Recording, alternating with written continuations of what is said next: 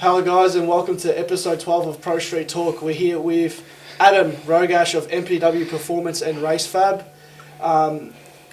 Been a long time goal to have you on the podcast and finally has come today. 1 week out from Drag Challenge we'll be posting this and you'll be on the trip but not in your own car. So no, I've promised a couple of customers that I'm going to do the trip with them this year.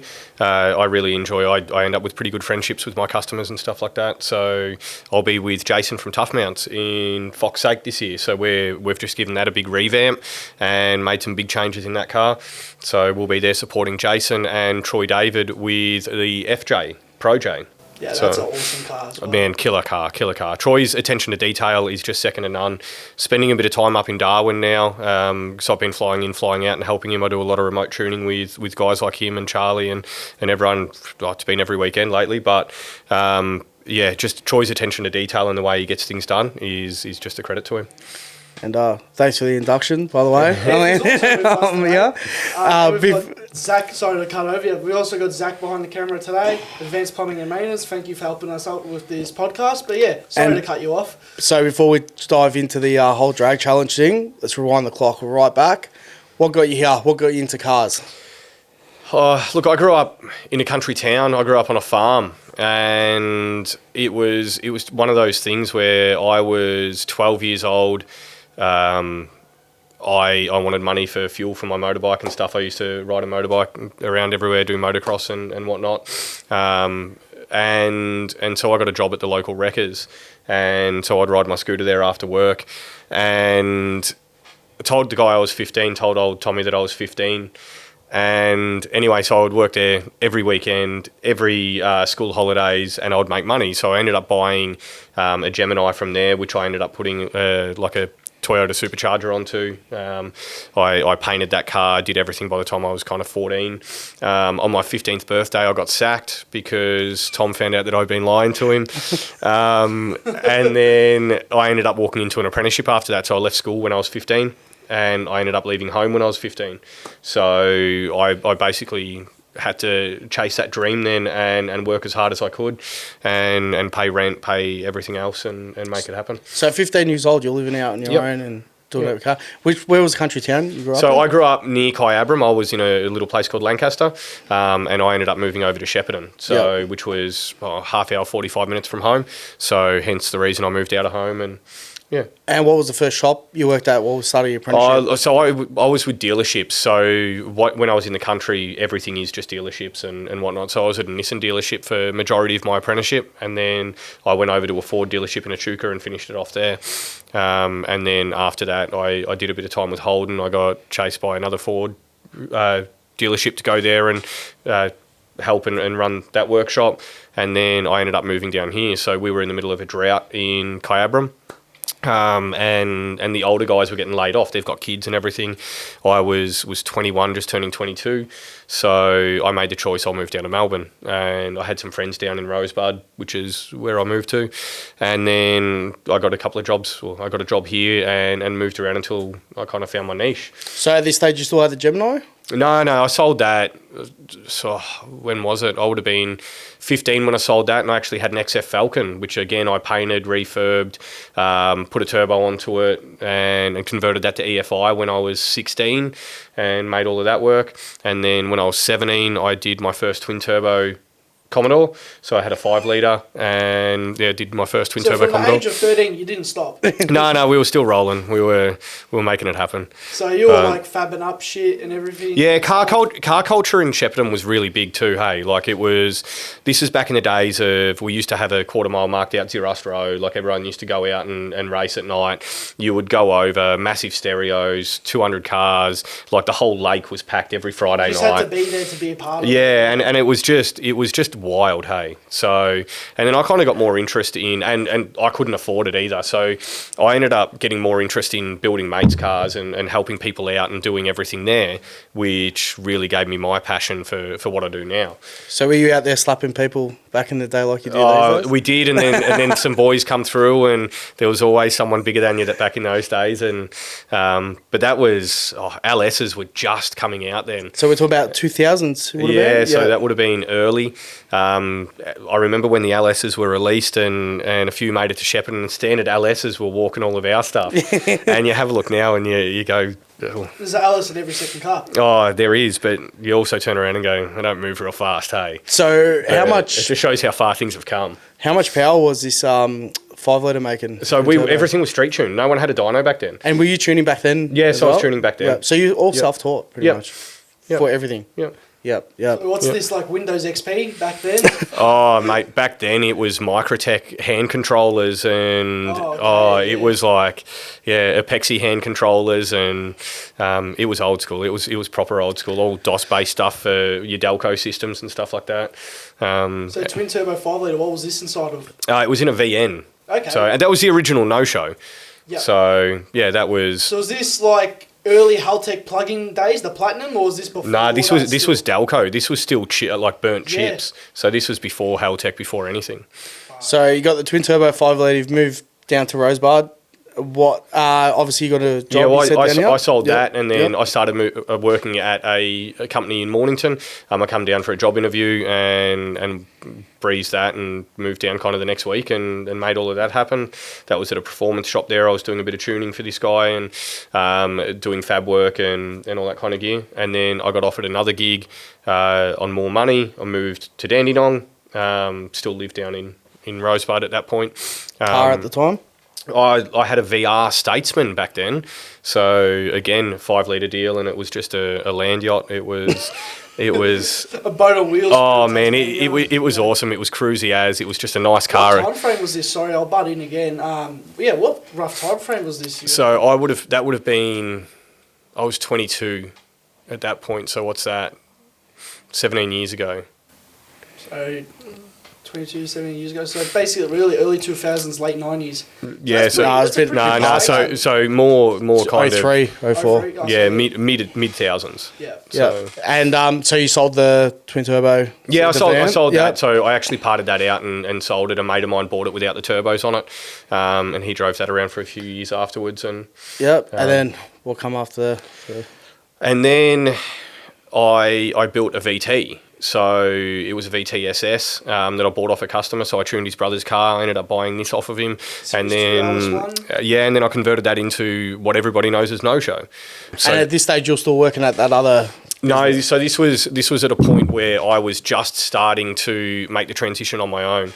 So I was very lucky in those days where I met a guy who owned a local service shop here in Dandenong, and he kept on offering me some money to come over and said, look, I want you for a couple of years. And we ended up coming up with a thing where he said, I'll put a dyno in. You can use it after hours and I'll just give you good business advice, but just work the way you work for me. And that's how MPW pretty much started. And that's how I started. So after hours, that gave me the time to do fabrication. That was, we used his workshop to film a lot of street machine articles and stuff like that back in those days. That was... So you were already getting a name for yourself? Oh, yeah. That was back in the days of Paul Toujon shooting things, and it was done a lot different than what it is now. Were you born yet? Well, if you were starting MPW around 2003, 2005, I would have been in diapers still. So Yeah. would have been pretty fresh. So then, so we did a lot of work with Street Machine, a lot of tech articles and all that kind of stuff. And then, so I built that VT up to what everyone knows as No Show now. Yeah. So the first iteration of that went 950s, and then we decided, all right, let's turn it around, cage it, tub it, move to the next level, which is when it was unveiled as a blue. And then... it's everyone knows the story from there. Yeah, I remember seeing that car as a kid, you see at the track, this car popping wheels up, this VX, VT thing, bright blue, you can see it from a mile away. It's like, oh, he's coming up the staging lanes, you know what I mean? Killer car all around, and even, we'll touch on it all show, cars like that, because I was young seeing all these cars that you were working on and building, and just sick cars to watch, and hearing the stories about it, now, starting with twin turbo 5 litres, hand tuned, road tuned, from street racing in Shepparton now to where you are now. So Where did the platform with all shows? Not all show. No show finish up. Where did that wrap up? So that finished up. That car's been 780 at 180 mile an hour. Yep. That car has won its class multiple times in drag challenge. It's won multiple APSA events. It kind of did everything. What class was that in APSA? Was that Outlaw 10.5 or was that? That was, I can't even remember. I think it was in Super Street. Yep. So I'm not much of an APSA racer, and I just kept getting invited over there to race, and then we would just put restrictors in the turbos and go and have fun, and that's all it was about. That's what it's all about. Yeah, exactly. What was your cool daily at the time?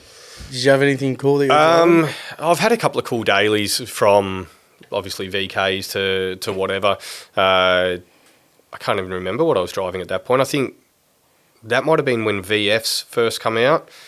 I had a pretty cool black on black VF, like supercharged VF. So we made, I bought that when VFs were very first released in 13, and then we had that delivered onto the hoist, and we rolled a camshaft into it straight away.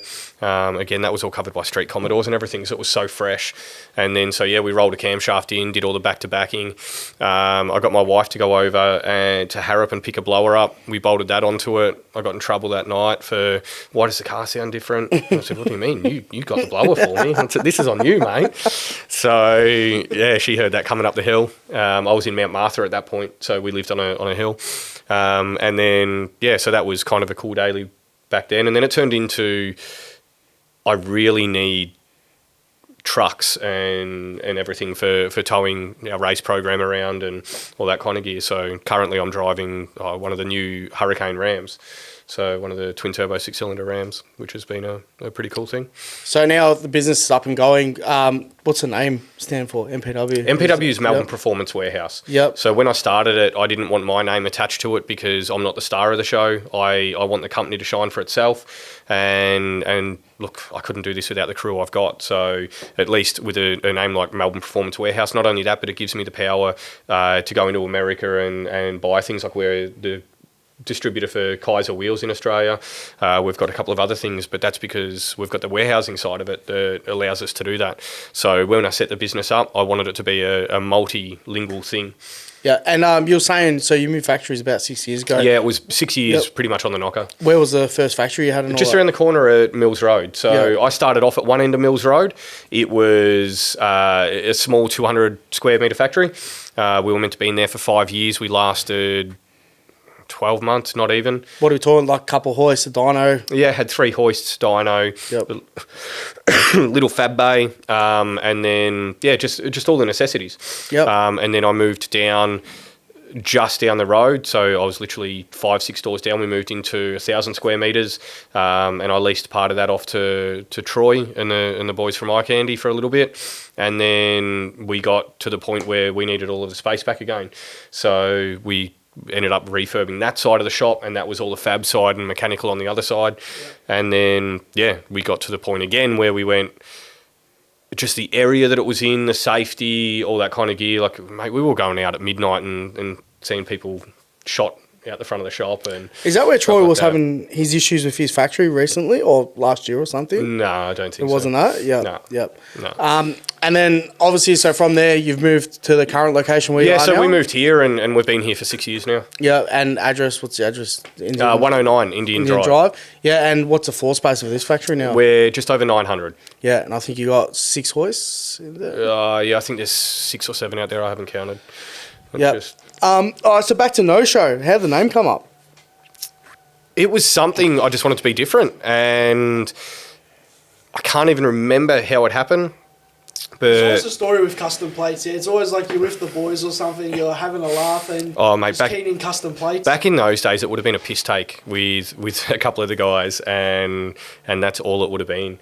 The car that it was originally on was a little bit rough and everything, hence No Show. Yeah. And then we wanted to keep that going with All Show. So eventually we got to Strip Show. Yeah, and then we got to Strip Show, which we'll touch on, which is the most controversial one at the moment. There's another one coming, but we'll get to that. We'll get to that. So you went at the 780 in No Show, and then what happened then? So we decided look, we had an issue. So obviously with evolution of parts and everything, we were snapping crankshafts in that car. We were breaking the back off cranks. I think we had 9 cranks sitting on the shelf of where we were just snapping them right through where they're gun drilled at the back of them. So we went over to a dart crank in that, and when they first brought out their centre counterweighted crank, and we haven't broken one since. Like, they've been an amazing crank. Bang for buck. They've been a real good thing. But we also got to the point where we went, it's not much of a cage in the car. It wasn't a whole lot of a rear end in the car. We wanted to start pushing our own thing and really doing a lot of chassis work and all that kind of stuff. Hence why we went and built the VK. On the VK now. So how did that come about? Because I love the Street Machine episode. I remember when I was a kid, I used to take the school bus. We had about a half-hour school bus trip into town every morning, and I used to sit the local shop. Imagine in the middle of the country, you're driving down a highway, you pull in, there's like a bus stop at the local shop, and there was always this blue meanie sitting in there, and that was kind of me as a kid going, I'm gonna have one of them one day. So how did the whole story come about with Street Machine? Did you approach them? Did they approach you? No, Street Machine approached me. And then when we were doing quite a bit of work for them at the time, and they went, hey, this will be a really cool thing to follow and build. How quick are you going to build it? So back to No Show, I met a guy by the name of Adrian Hodgson with that car, and that was very political when I met Hodjo. I got promised, we're going to put the car on the cover of the magazine. So I don't know if you remember, but the purple, it's not purple, the cherry black version of No Show was on the cover of Street Commodores. There's a magazine with the gold there. wheels. Yeah, is that the one that's up? It's got the white interior. Yes. Yeah. So that made it onto the cover. I got promised that as part of an advertising gig that was going to make it on the cover and everything. Now, bearing in mind, anybody who doesn't know anything about magazines, it's like what we do to women. They promise them the world and give you fuck all. So it's really, it was never going to happen, hey? Yeah. It wasn't the car to sell magazines. It wasn't anything.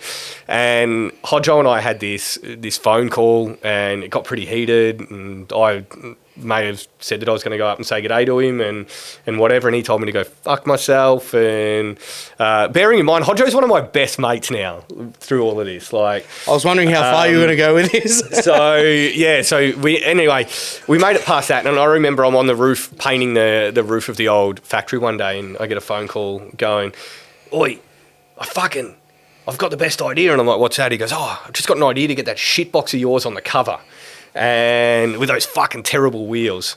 And then he's seen a photo that Mick from Smith Photography had done with it in motion and the wheels and everything else. And he goes, that'll sell magazines.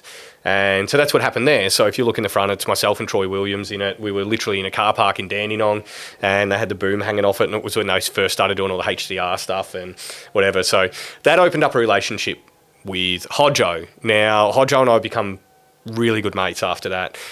And he had just taken over a gig with Out There Productions, and he was running Red Centre Nats. So I get a phone call, and he's like, hey, I hear down the tracks that you're actually doing a Blue Meanie. And I said, yeah. And he goes, when can you have it done? I go, when do we need it done? And he goes, we're 12 weeks away. And I went, what do you mean? And he goes, I really want it unveiled at Red Centre Nats. And I went, at that point, we had just got the car onto the dyno to do a before run. It was still a red SL. So we just gave up our life for 12 weeks, and again surrounded by some really good people, and the guys over in Thomastown from McDonald Brothers helped us out with that car. Yeah. We had Chuka from Corporate Auto Body really bent over backwards to help us with that car as well. Like, he got that punched through really quick. And yeah, so it wasn't the best version of the car when it was first released, but it took us 12 weeks to build it. That doesn't happen. And then, we got it back and we neatened everything up and went over everything and kind of finished it the way we wanted, because you can't build a car like that in 12 weeks. No, but still, with the 12-week build, it went 8:30 on its first ever pass. We were fighting fuel pump issues, and we had some Holly fuel pumps in it, which would not recommend at all, period. That was an eventful weekend. And then, so the rest is history with that. We used that for a lot of R&D, that car, and learnt a lot with it.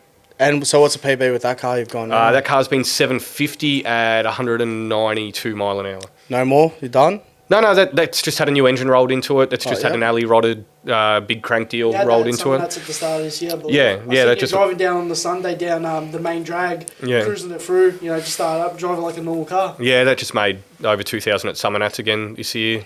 So what are you hoping quarter mile time?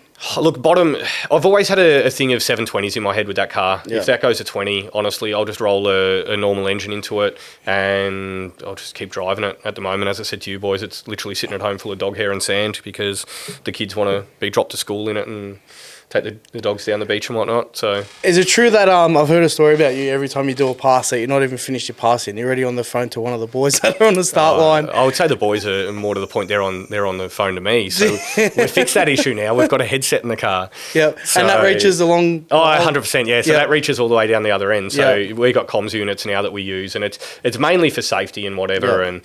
And so the guys will give me a buzz or holler through the thing. So is that for safety? If there's like something happening at the start line, something leaking, something. Stop. Yeah, 100%. Yep. Or we've got one guy that comes with us, Chris Cuttajar.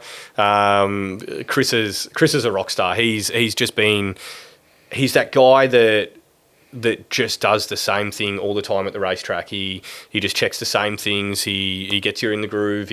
Real handy dude to have around at the racetrack. And when I'm going to do a wild pass, because I literally mash my hand on the button so he can't talk to me.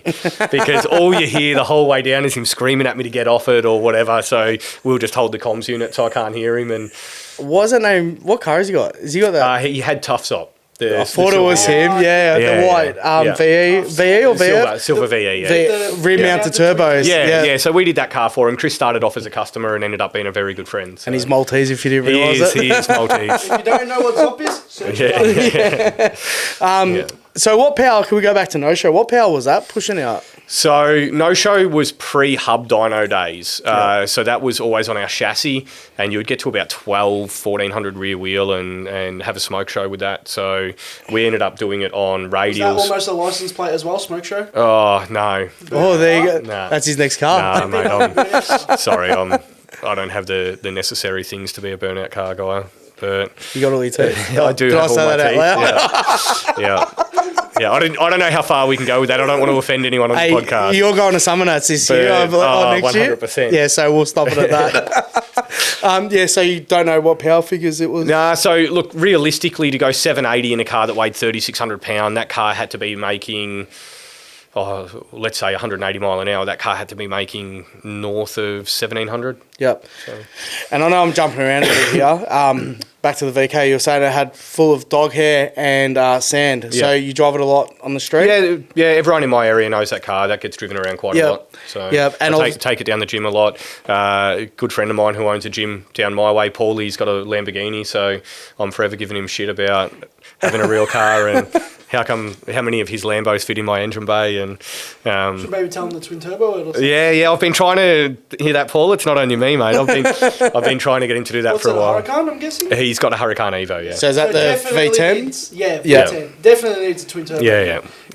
For sure. And you're saying you drive it a lot on the street, so that's all registered, engineered? Yeah, that's engineered. That's a Vic car, fully engineered, registered, all the gear. So that's on M plates, that car. Yep. Now, we'll talk about engineering a bit later because there's something else that we've got to talk about. So how did Strip Show come into it all then? So, again... Ford of all things too as well. Well, I started getting to the point where in my mind people were catching the VK. Now, when I say people were catching the VK, they still haven't been as quick as what that has. But people were catching. So I went, we need to be ahead of the game here. So you won how many drag challenges in the VK? Yeah, so we won drag challenge weekend in that. We won its class every time it went into it. Like we did very well in that car. Because what tyre is that? 275? 275. Yeah. Actually, we didn't even dive into the specs. So that's 427 Cube built by Johnny at Powerhouse Engines. Yep. And Johnny still maintains that car. He still does all of my engines there. I've got Mark, who you guys would have met earlier. He does my transmissions in all of my cars, my customers' cars, and everything. Is that the guy who works the head Like, is he a head mechanic or something? No, he's a guy that just works for himself. Oh, okay, yeah. So, but yeah, that's a Heltec Nexus R5 car. That was an Elite 2500 with a RAM and with everything else. And then when the R5 came out, that was one of the first cars with an R5 in it. So we got our head around that pretty quick. Powerglide. Yeah, Powerglide. Yep. So that's got a 1/6 first gear ratio Powerglide in it. Yep. We literally, the weak link on that is we take it to the track, we have a big weekend, and you see the input and output shaft starting to twist on it. So that's kind of nothing you could do about that. No, well that's 2,000 horsepower. Yep. In a car that weighs 3,300 pound, 3,400 pound actually. Yeah. And yeah, so. And obviously a 9-inch. Yeah, so it's got a 9-inch in it, 325 gear set. It's got a PTC converter in it. Rear wheels, 15 by 10. Yeah, so 15 by 10. It's got a Lumistars on that car. Yeah. Double bead lock. And it's then got like full funny car cage and everything. No, that's just a basic, one of our 6-point basic cages in that thing. And so you guys literally could, so if someone were to drop off a VK shelf to you, you could reverse it in on a tow truck and drive it out once it's done. You would have seen 4 of them sitting out there as bare acid dip shells tonight. So we'll touch on that actually. We'll go back to the workshop before we head into strip show. So you guys cover everything. So you guys not only supply the parts, like you said, you're the national supplier for the Kaiser wheels. Yep. You're also, I think, Heltec top distributor, weren't you? Yeah, we sell a lot of Heltec product. Yep. So then you do literally full car build. So obviously you get your paint sorted out elsewhere, but obviously you have your good connections with all that stuff. So we've got a few trimmers that we use. We've got a couple of painters that we use. Michael's trimming one of your cars. Yeah, Lux. Michael's a really good guy. Really good quality stuff. Yeah, he's wrapping a roll cage in Alcantara. Yeah, he's probably swearing at me at the moment. But that's a pretty cool car. So that's Chris's VE. But yeah, so that is a 427 built by Warspeed, that car. Fuel-Tech FT700 in it. That is M&M bolt together converter, M&M 3-speed, Turbo 400. So that's going to be a pretty baller car. So that'll be deep in the 7s out of a VE GDS. That'll be crazy. But yeah, straight up. You've got you got a few auto elects on hand here. Yes. Yep. And look, we've got. So what's your team consist of? So auto electrical is something that I was about to walk away from because finding staff to do it is almost impossible. Yeah. It's one of those things that it can just take forever and you don't know that there's a problem until the end. And then I've got to come in and you would see, even when you guys get here, I'm still on the tools. I've got no wish to be off the tools. So if I'm doing what I'm doing and then I have to go and fix other people's stuff, it's just too hard. And then we got Austin, and that guy is just next level. So what's he do for you? He's auto elec. Oh, so he's so he's full motorsport auto elec, like all twisted harnesses. Can't speak highly enough about and then that you member of the crew. How many? So you mentioned you got 10 staff on board, including admin? Yeah, so I've got admin, office staff, and all that kind of gear. Then I've got 2 mechs. I've actually one of my mechs, Joey, has been with me since before he finished his apprenticeship. He's been here a long time now. He's also a rock star. Attention to detail is just next level. But the problem is having really good guys like this. It's really hard to find other guys to come in and fit in their niche. But I'm almost at the point now where I don't need to double check all of their work because these guys are as good as I am. So you can get away for a holiday with the family. Yeah, 100%. Yep. You can switch off knowing you're in good hands because of the staff you've got on board. Yep. You've got Fabbies, so I've got a couple of Fabbies. Dave's come a very long way. Dave's work is impeccable. He does a lot of roll cages and tubs and stuff like that, the kind of stuff I do. Then you've got Abe, Abe is probably the smartest guy when it comes to scanning and CAD work and all that kind of stuff that I've ever met. So you do like full CAD designs, we do, and everything, like to the millimeter. I think we were talking with Zach about this on the way here, how you will accommodate everything to suit that specific car, not just the chassis. 100%. You'll have a million VEs roll through the door, but you're going to tailor that build to that specific chassis. Yeah. Now, the difference with us as well is we think in the long run. We think what the end of the job's going to be like. We think what the next part of our process is. So if you're getting a car and you're going, and look, don't get me wrong, there is some good shops out there and they're doing some really good shit. But you go, if you're going from an auto elec who has just gone and wired a car and then it goes to a Fabby and they cut through a loom, who fixes that loom? Who pays for it to get fixed? And then you go, or if they're taking out a piece of sheet metal that they've got to move that loom, who does that? Well, we've already thought about that. If we damage something in the process, our customers don't even know because we just get it fixed straight away. Someone else comes over and... Bit of a dad joke, comes a shit show. Yeah, well, the boys from Tassie, call it a shit show. Shit show. The boys from Tassie with that purple, what's the name? That purple Capri when you put shit show number plates on it. So that was a dig because he had run 7s, and then I went out and went 6. Oh, you're talking about the purple Capri that's always got the slicks on the roof. Yeah, yes, yeah. So Mark went out and he had run 7s on the car. So I went out and went 6s on the first outing in the Capri, and then so I put number plates on it saying 7s. And so he went and got shit show. So that's kind of a bit of a sling there, which makes it all fun. Like that's it. Just it's all fun and games, harmless fun. You know, that's what you want it to be about. It's the community. Look, the trouble in this industry is never the shops. You mentioned Frank from Allsparks before, and I don't want to drop people's names, so I'll use Frankie because I know he'll appreciate this. But, mate, he's a gentleman. And Frankie and I get along really well. And every time, I run a lot of dyno comps over the country, and every time I'm doing one, I'll ring Frankie and go, hey, do you want some exposure? Do you want some... Yeah. And, mate, he's always there with cars. He's always there supporting Motorex is a good example. He has 3 cars there. Yeah, and it looks very good for him, and he's doing good stuff. But you go, it's the customers that stir a bit of shit. When something becomes someone's hobby, and there's always their friends who, but my mate can do it cheaper, or I can do this, or he can do this. But the old saying, you pay what you get for. Yeah, 100%. Yeah. So you got good, cheap, or reliable, right? On that, look, not in a bad way. People might feel intimidated to say come to your shop in the sense like you got a big name and stuff like that.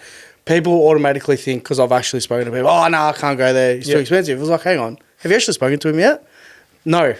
So if someone did want to bring a car to you, can you sit down and speak to them about price or stuff like that? 100%. Because some of the cars that have rolled out of here are just amazing. There's no other way. And look, that's the thing, and that's why I say we have a couple of different teams that do different things here. So we've got our basic mechs, we've got our basic builds, and then we've got our high-end big stuff. And on that, having everything in-house, that probably does help with the pricing. 100%. Yeah, because you're not outsourcing everything, yeah? And look, the problem is now, like you go, everything is expensive. So we used to be able to pipe a car up. We'll use Raceworks, for instance, right? Because Raceworks, Aeroflow, ProFlow, they're kind of within everyone's budget. We start talking about Speedflow, and it's over twice the price. Great product, but over twice the price. So we used to be able to pipe a twin-turbo car up with Raceworks stuff, right? So I'm talking fuel system, I'm talking turbos, I'm talking oil system and all that kind of stuff, and you would be looking at about $6,000 worth of fittings. Now, you would be looking at 3 times that. And that's just after COVID? Since COVID, everything's gone up. Taxes have gone up. Transport's gone up. So building cars is expensive. But not only that, I pay my boys well. Yeah. So, and I have to get the quality because you pay peanuts, you get monkeys. You don't have to answer this. What would it cost you to build All Show now? We've just quoted one of those jobs up, and that's a $350,000 car. Yeah, it's not including buying the car for the customer. That's them dropping it off. Exactly right. And in good nick. Because we used to pay 15 odd grand for a paint job. I mean, you don't get change out of 45 grand now for a paint job. Minimum. You go an LS in all honesty. So, and that was always a very basic engine in that thing, but that was dart block with dart crankshaft. It had Oliver. No, that didn't have Olivers. That had a Callie's Ultra rod in it, and just a JE piston. So nothing exotic by any means. But they used to be about a $30,000 to $32,000 engine complete. Long right? motor, yep. The same engine now we've just built for a customer, $64,000. Fuck. So double. Everything's doubled. Yeah. Same as like what we even mentioned with Charlie Dixon, one of your customers. Power Glide prices doubled. Yep. Everything's doubled. What about the LSA? I think you got an LSA for $12,000. Turbo 400s. We used to pay $2,200 to $2,400 for like an 800 horsepower Turbo 400. They're $8,000 now. Power Glides, we used to get like a 2,000 horsepower deal, so and case everything. Yeah, for like $6,000-7,000. Now they're $14,000. So someone who's in the industry and sees all this, do you find that that's affecting your business? It affects the customer that walks through the door for sure. And is that turning customers away? Look, we've got so much work at the moment and look, we've been like this for 10 years.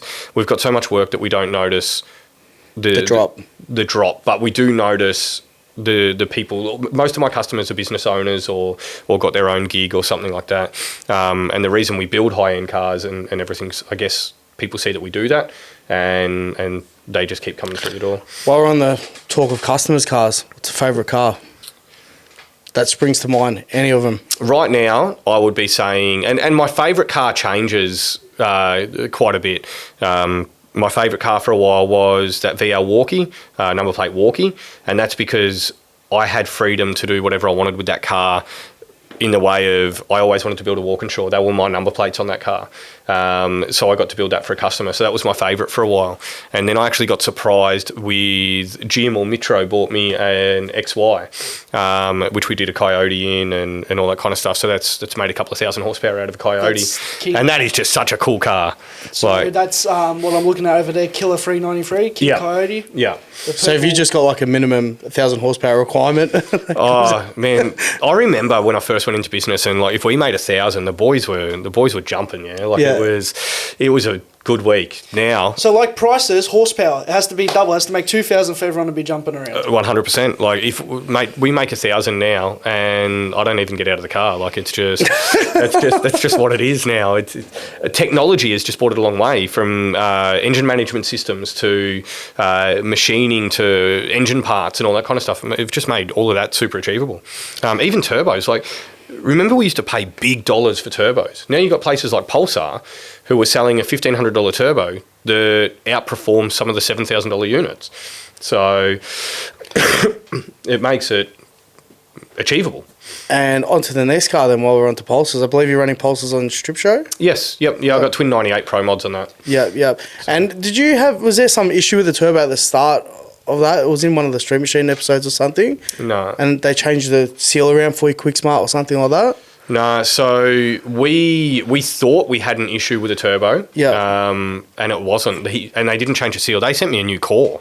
It wasn't even a question. They just sent me a new turbo, and that is still sitting in my race box in the trailer. Yeah. So, the backup service from James and the guys at Pulsar is just second to none. And are they local around here? They're in Adelaide. Yep. So, I almost called it shit show for a second. Strip show.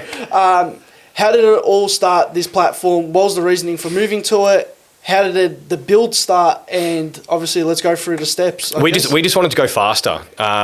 Everyone I'm 39, everyone who's my age, who's been through kids and everything will understand. You kind of lose a bit of friendship with your missus when you have kids. That just, not in a bad way, but that just goes elsewhere. We only have so much attention to give each other, and when you're giving it to the kids, you're not giving it to each other. We come out the backside of kids, and Cal was really interested in the business and the cars again and everything, and I was at the point where I went, hey, I don't want to be running sevens for much longer. Let's build something. So I wanted to build a Fox body, and Cal's like, oh, come on, they're fucking ugly, come on. And so I love them personally. Oh man, I love a notch, don't worry. Wait until you see Fox 8 come back out. That thing is just on point. We had a good look before, man. I'm in love. Yeah, that's a next level car, hey. Yeah. But you go, it's good enough that at least I get to kind of get that out of my system on Jace's car. So for the blokes who are watching, after we have kids, we can generally go build a 6-second car. Is that? Oh, yeah. Is that what happens? Yeah. Is that normal? Mate, she's hung around this long. She's not going anywhere. And if you build a 6-second car, she can't afford to go anywhere. So win-win. It's all good. I'm going to go have a good chat to my missus when I get home. So my thing was, we wanted to step up, but that was the real point where I wanted to bring everything in-house. So that was our first of our CAD-drawn chassis. It was the first of literally sliding a shell over the frame that we had built. It was everything wide, everything done, everything finished off in-house. So on chassis-wise, what are you talking? Is that the factory chassis modified or completely No, so that's still got factory front rails in it, which have been pieced out and had strengthening gussets put through them. And then it's got one of our 6-point cages. It's slightly more beefed up in that, but I can't fit a halo around me in that car. So we've gone with the big race tech seat in it with the side headrests and all that kind of stuff, just to keep you safer. And obviously, does that cover you with the tech with how fast you're going? It does, yeah. Because what mile per hour has that car? That car's been 213. Yep. So and we'll deep dive into specs with that. So motor. So motor, how that come about actually was I was talking to Frankie from Dandy Engines, and he said, I've got a customer who's about to move an engine on, been fully freshened up. He's going to part the car out and whatever. And so Darren Mood from Mood Motorsports, who does rear housings and all that kind of gear, he sold me that engine, and we ended up dropping it in, making it work in this car. So that was an aluminium block, aluminium rodded deal. And big block Chev. Yeah, big block Chev, 596 cube. It's got a Profiler 12-degree Hitman cylinder head on it, so it's a pretty banger bit of gear. The plates are BBC. Yeah, BBC 596. So to all these idiots, It's a big block Chev. Yeah, it's not a Ranger. It's actually means something. We'll touch on that. We're jumping the gun here a bit. Yeah, but big block Chev 596, hence BBC 596. Well, fuck it. Let's talk about it now. Yeah. So we'll touch back on Drag Challenge quickly. So last year you won Drag Challenge, you won the overall, you took all the other trophies home with it. You left none for anyone else. Here you go. Is that it? That's one of them. Yeah. So yeah. Which one's the trophy that you won it with the Ford Ranger? This was a Ford Ranger. All them up there were Ford Ranger as well. Oh, Yeah, sweet. right. So while we're on the topic of Drag Challenge and big block Chevs, strip show, obviously you cleaned out, all the trophies last year in Drag Challenge. Yep. Did you want to clear the air on the controversy behind the car being registered? Yeah. So, well, anyone can look back at my profile picture because I quite happily put my rego papers for that car up. And It's registered to the Capri. That's all I remember when you done that.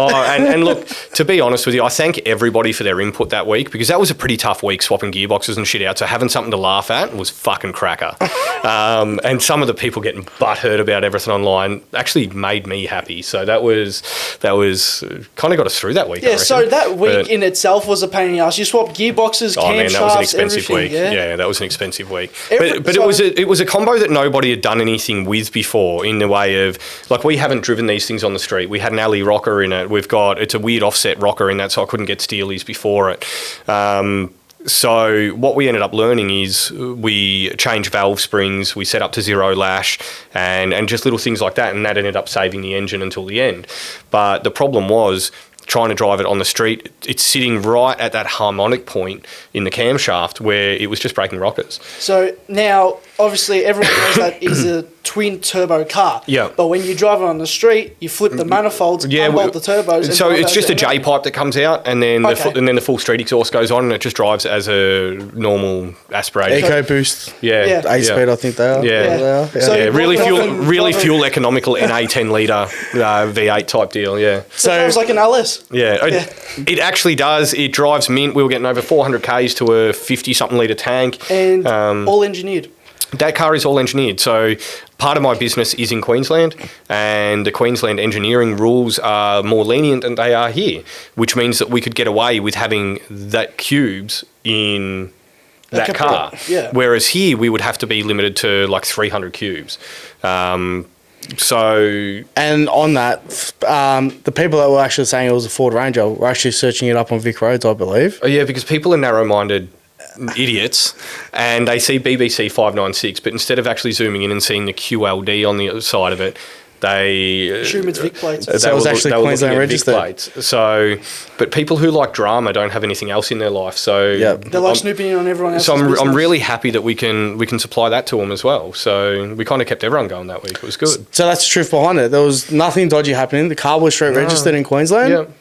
And that's it. Yeah. And all your other cars are registered. For weeks before that, that car was driving around my neighbourhood flat out, getting street Ks in, and I was taking the missus to the pub and whatnot for lunch in it, and like we were just making sure we were doing street Ks. You didn't happen to own a Ford Ranger though, did you? No, I didn't. No, I sold the Ranger years ago. But didn't you have actually someone park up next to you in a Ranger and you took a photo of it? It was like, can't wait to put these plates back on the Ranger. Oh, yeah, no, that was Look, Bubba does some funny shit, yeah. Oh, fuck, but the funniest things that Bubba do unintentional.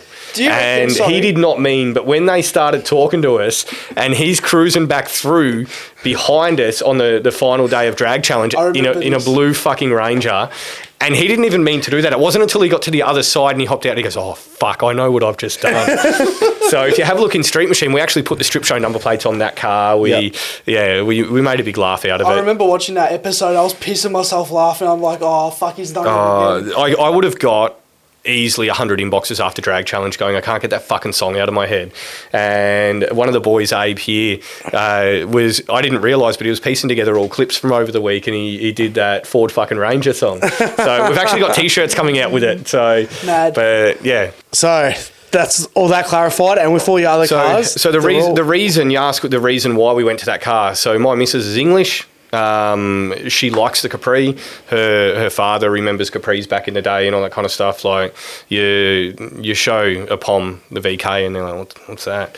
And you talk about a Capri and they're all like, man, that's like it's the Pommy Mustang. Yep. So that's why we went down the path of doing a Capri. I wanted her to be interested in it. I wanted her to have input and everything in it. And she was here every weekend with the kids. My kids made all the floor pans and all the templates for that. That's right. I remember that in the video. Yeah. And she designed the interior? Yeah, my missus did the whole interior in it.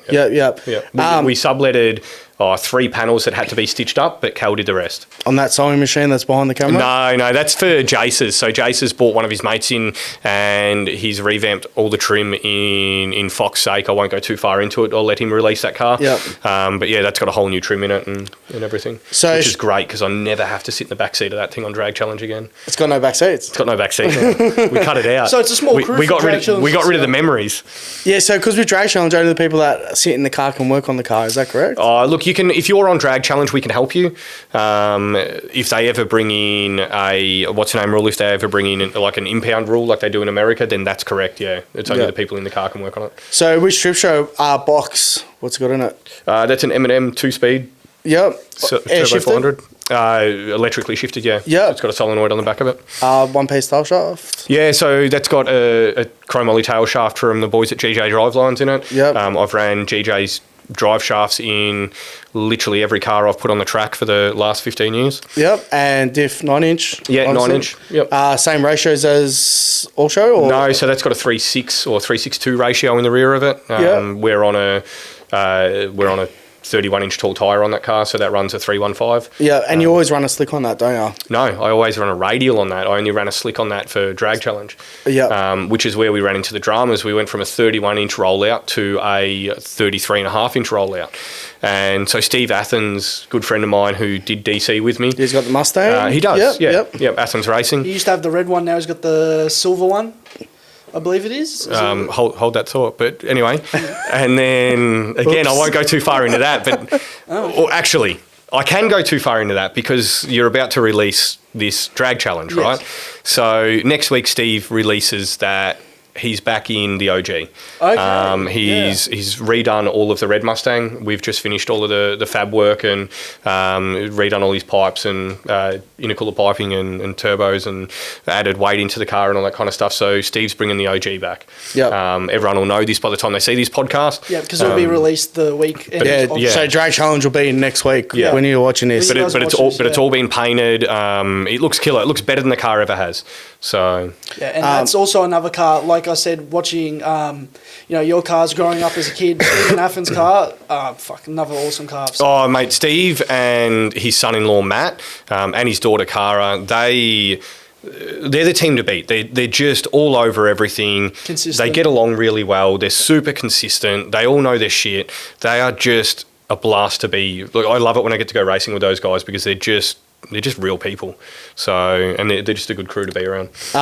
So you're saying you had issues when you went to a 33? Yeah, yep. So that's where we were running into transmission issues. So basically, if anyone understands how a sprag works, a sprag's just basically peanuts on in a race, and it's a one-way clutch. So it'll lock up one way, and then it'll freewheel the other way. So what was happening is we were getting tyre shake, and as it was trying to lock up, we're already at 6,200 RPM when we let go of the button because the converter's flaring with such a big tyre. So what would happen is it would try to lock up the sprag, And then as soon as we get a tiny bit of tyre shake, it unlocks and then tries locking it under full load. We've got 1,400 foot-pound of torque going through it at that point or whatever it is. And it was just literally we were pulling pans off and digging bits of sprag out the bottom. So the only thing we broke in transmissions that week was sprags. Yep. So when you got that photo from Sydney Dragway, when you pretty much... We're all 4 off the wheel? Yeah, that was all 4 off the deck. So that was one of the times that Chris was yelling at me. And that was like full slow motion. And I've got all 4 wheels off the deck, and I remember sitting there, and he's like, get out of it, get out of it, get out of it. And I'm going, Chris, it'll all be okay. And I come off of it, and I come down hard, and I get back, and I go, what the fuck were you thinking, dude? Like, I got 4 wheels off the ground. I'm no longer in control of this shit. Hang on, so you actually yelling said that, at me is not going to help. Did you actually say that to him as the car was up in the air? Yeah. Fuck. So does everything just slow down for you? Everything just chill in the car. I'm pretty relaxed in the car. It all feels slow. I think it's the only time the world does the same pace as my brain. So, yeah. It's funny you mentioned that. Was it Paul Mahaya? How do you say his surname? Mahayat, yeah. Mahayat, yeah. When John Ricker went the 270 mile per hour, I think it was. I know what you're talking about, yeah. Yeah, he's telling him to get out of it, and John just kept going and ended up in the sandpit down the end of the road. Yeah. But they got the headset at the burnout box. He's like, get out of it. Sand. That's one guy that deserves everything he gets too. Johnny is a gentleman, and mate, he's kicking goals. It's really good to see. He's doing really well. So. Look what he's doing for the Victorian drag racing. 100%. So 100%. What tyre are you running on the back of Strip Show? So that's got a 315 radial on it. Rim? 14. Yeah. So 15 by 14 Kaiser. Yep. So anything else in the pipeworks that we can talk about? Look, there is something in the pipeworks, and at least the number plate. Yeah. Where the number plate kind of gives it away, but we're working on Pro Show at the moment. Pro Show. Yes. So, you know what? I was actually going to say, what's the next one? Pro Show? Yeah. I was going to say, so we've got no show, all show, strip show, and now we're going to have pro show. So So can we see a Jamboree in a certain category? It will be that car, but it's a couple of year build on that. Look, being built here. Everything built here. Yep. So and basically, Street Machine will follow it. We don't know. Yep. I don't know if I've got the time to do that anymore. So that takes a lot of time, a lot of commitment. And my customers are more important than that. So I kind of do all my stuff after hours and weekends and all that kind of gear. But the whole point with this new car is to use all of our CAD stuff. So we've already scanned the car, we've already started drawing it. So all of the tube work and everything will be done in CAD, bent off of a Bentec or bend sheet, and then put on the chassis jig and start it from scratch. I'm really interested to see this all come So you're pretty much building the chassis from scratch yourself? Building everything from scratch. Holy shit. So is this a new business adventure for you that you might look towards going down? Look, we want to start doing some of the double frame rail stuff and all that kind of gear. I won't do it for customers until I've done it for myself. Yeah. So because does anyone do it in Australia? Yeah, 100%. There's guys and Moits do it, and that's right. You've Craig got Burns. Burnsy, Profab, all those guys are doing it. But there's no one in Vic doing that kind of stuff or that calibre of stuff. Nice. So people might take a leaf out of your book. And look, for me, it's as long as we can keep moving forwards and not sit still, then MPW is a wonderful place. Yeah, I do look forward to it. And the reason also I touched on whether the car is getting built in the States, because there is a lot of really fast pro mods getting built in the States and then coming over here, even just quick cars in general. But you got to understand that the reason they're getting built over in the States is it's just Tuesday to them. Like, we might see one of them a year. They're seeing 2 of them a week. And it's like converters that we'll get a converter from the States. It's dropped here. Charlie Dixon's for one. We've been chasing issues with that car, and on like 24 pounder boost, that car's been 142 mile an hour. And it just hits a brick wall. And I said to American, it's the converter. He broke the converter. I got onto Dusty. We got a PTC here kind of 2 weeks later. We put the PTC in it on 16 pounder boost. The car went 150 mile an hour. There you go. So it's already PB'd on 8 pound less. We stuck 22 back into it, and the car's been 156 or something now. Yeah, and for people who want to catch that, they can go driving with Dixon. Yeah, it's all on YouTube already. Bit of a celebration in the car as it was crossing the line. He was pretty happy about Charlie's that. always celebrating. I'm looking forward to when you guys see this. It'll be a fortnight before we fly out to Vegas, so I'm sure there will be some stories that have to stay there. What happens in Vegas stays in Vegas. That's what they reckon. So usually my question is, what would be the ultimate car you could build? And I reckon we've kind of touched on that quietly. Yeah, so the next thing that I'm building is something that I really want to do. Yep. Is that your dream car? No, I don't really have a dream car, to be honest with you. I like all cars. You've I don't care what I'm driving. I've had a well. bit of everything. I've been very lucky in my life to have a lot of different things and be part of different things, and whether it's mine or not, as I said about Jim's car before, and like Nath Borgs when we did that with him, and like Abe's XF and all that kind of stuff, I enjoy just being part of it. That XF, that's the Godzilla one? That is, yeah. That is a cool car. Yeah, so I just enjoy being part of it as much as I enjoy owning the things. Yeah, and I guess that's the beauty of you being so hands-on with your business too, because we rocked up, you were fabbing an exhaust on a TRX. Yeah. Like, you know what I mean? Like, that was the first thing I noticed when you walked in, is like, you're not like behind the scenes. You want to be as physically involved in your business as the people that work with you. Look, my thing as well is if I stop doing what I'm doing now for 12 months, well, I'm going to lose it. So, and to catch up 12 months in this industry is almost impossible. So I've got boys around me that as I'm working hard, they're working hard. And as I said, I can't say this enough, but like, I'm surrounded by a pretty good crew. I'm a lucky guy like that. So, and in each individual way, these guys are better than me at something.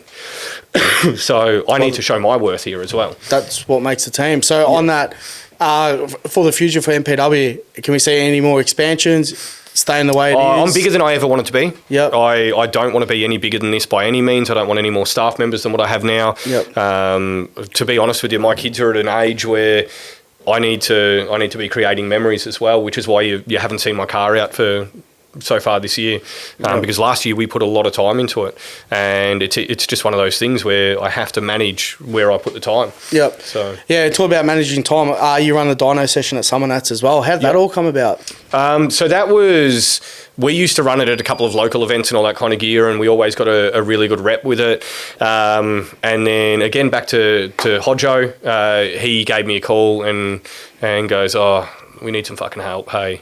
And so we did a thing where they were in strife one year. We just went down and gave them a chop out and helped them, and it was the bring back of Horsepower Heroes.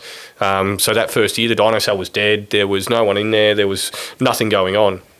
I was running around flat out trying to get cars on the dyno, just trying to make a spectacle for the people who are paying money. And the one good thing with Out There Productions is they want everyone who comes through the gate to get what they pay for.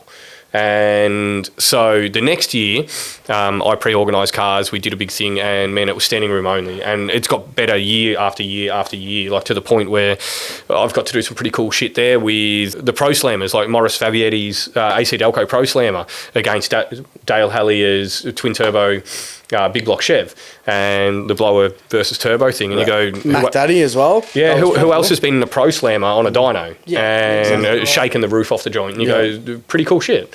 Yeah. Again, we lease the dyno out here quite a bit, and You also and do again, other events like Motor X, Tough Streeters Festival. yeah, 100%. And then working in with Frankie and the guys, obviously you get to do a few pretty cool pro mods on here and all that kind of stuff. Stevie Athens' car, when he's not breaking my dyno, then that's quite fun. How much power I was about to ask you, how much power can your dyno hold? That's rated to 3,000. We've had nearly 4 on it. What brand? So it's a mainline. Jeez. Yeah. But it turns out you can't shift gears at 3,500, Steve. Like we said, could be an issue. When Stevie first got the silver car going, we put it on there and we were doing gear pulls at like 3,400 horsepower. You weren't picking up front wheels off the and it was close to it, that car, but it just snapped both drives in the main line. And how did that phone call go with mainline? So I rang Todd. I said, I think I broke your toy, expecting Todd to kind of, but this or that. And mate, I had 2 new shafts rock up like 2 days later. Pretty good. Mainline, awesome company to deal with. I've been with them now for, I reckon I bought my first mainline probably 15 years ago. So is Steve Athens' car the most powerful one you've had on that dyno? No. Yeah. What are we talking? What's the most powerful car? I can't even remember what we've had on there. We've had quite a lot up around that 3,500 mark though.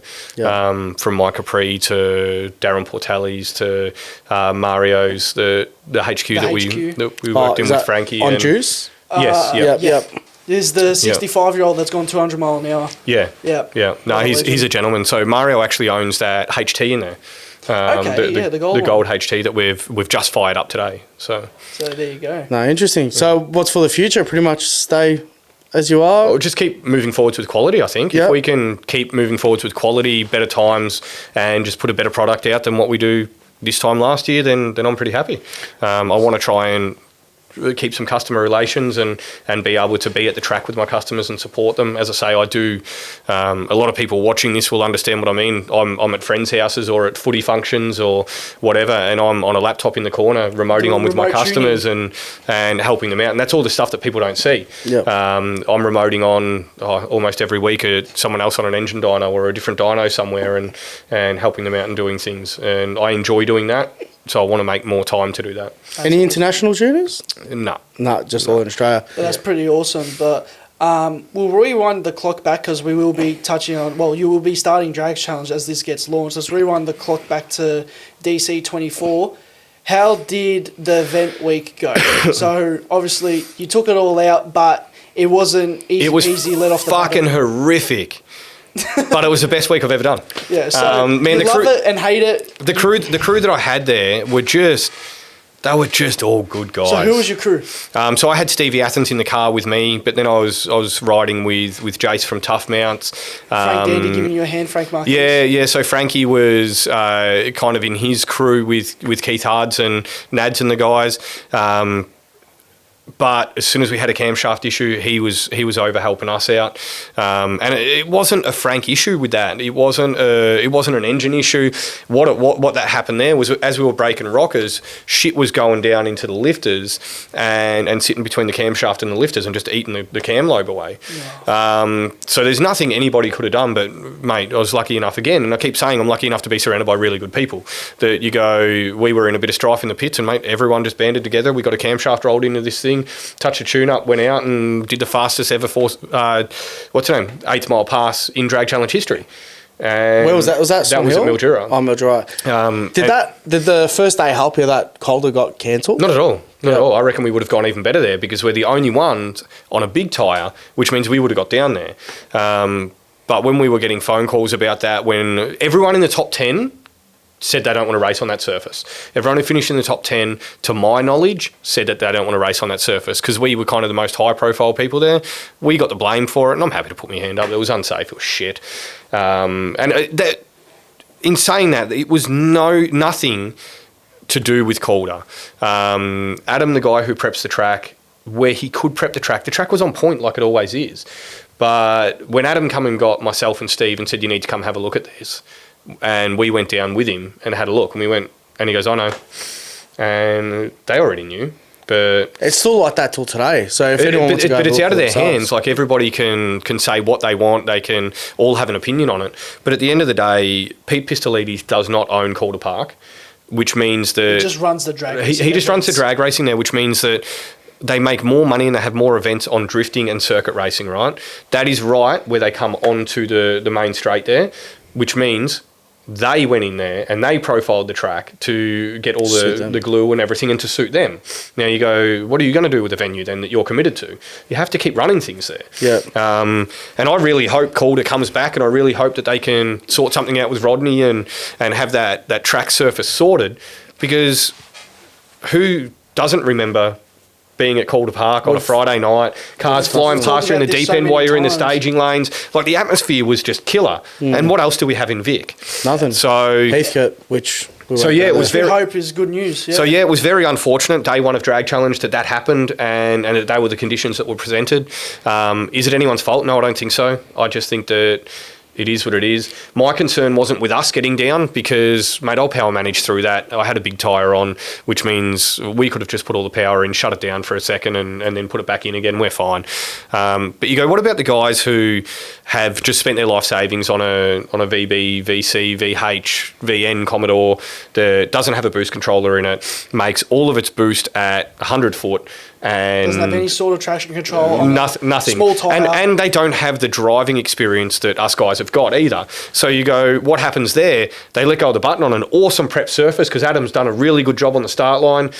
They're up, they're going. It comes on a boost at 100 foot where the track is shit. They lose all traction, turns into a wall. And that was where our safety concerns were with it.